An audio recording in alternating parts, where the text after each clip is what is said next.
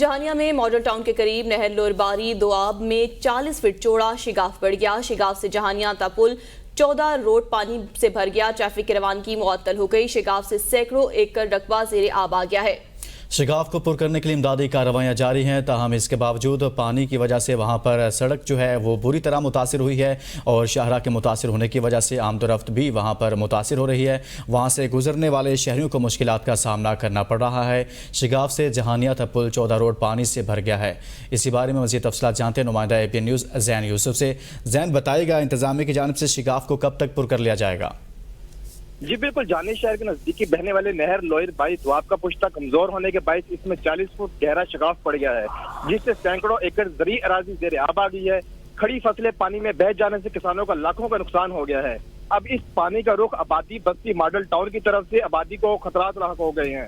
اس آبادی کے مکینوں نے آبادی کو بچانے کے لیے اقدامات نہ کرنے پر مقامی انتظامیہ کے خلاف ملتان روڈ بند کر کے احتجاج شروع کر دیا ہے۔ جی ٹھیک، بہت شکریہ زین یوسف، اس حوالے سے آگاہ کر رہے تھے۔